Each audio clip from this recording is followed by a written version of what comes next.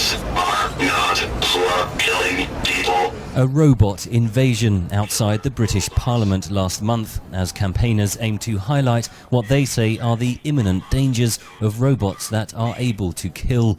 Among them, American Jodie Williams, who won the 1997 Nobel Peace Prize for her role in the campaign to ban landmines. There has to be discussion about technology that will totally transform war. And when my country wants to call it a bloodless battlefield, I feel enraged. The X-47B, one of the world's most advanced unmanned combat air vehicles, or drones, is currently undergoing flight testing in the United States, one of many countries to operate such programs. Noel Sharkey, a professor of artificial intelligence and robotics and chairman of the International Committee for Robot Armed Control, says drones mark the final step in the industrial revolution of war. Now the big question is, who is looking at the targets, who's deciding when to fire it? We're only concerned with the kill function being autonomous, so we need proper human supervision to select the targets and engage them.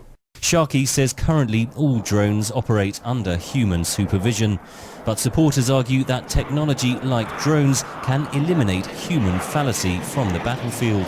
Professor Christopher Coker of the London School of Economics is author of Warrior Geeks, How 21st Century Technology is Changing the Way We Fight and Think About War.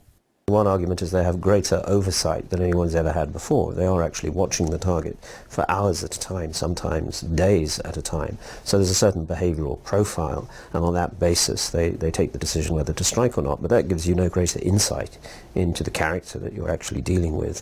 And of course there is collateral damage as well. A promotional video from South Korean industrial giant Samsung TechWin for its SGR-A1 Sentry robot, which aims to replace border or security guards with intelligent surveillance cameras. The robot is armed with a 5.5mm machine gun, but still controlled by human operators. The campaign group Human Rights Watch says it fears the human element could one day easily be removed. Again, Professor of Robotics Noel Sharkey. The thing about an autonomous robot is you couldn't hold it accountable. It's not a moral agent.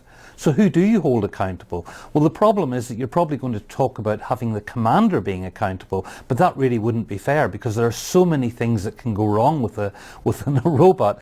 Campaigners say there is huge interest from industrial corporations in developing so-called killer robots, but the UN Human Rights Council wants to discuss a moratorium on their deployment next week in Geneva. Henry Ridgewell for VOA News, London.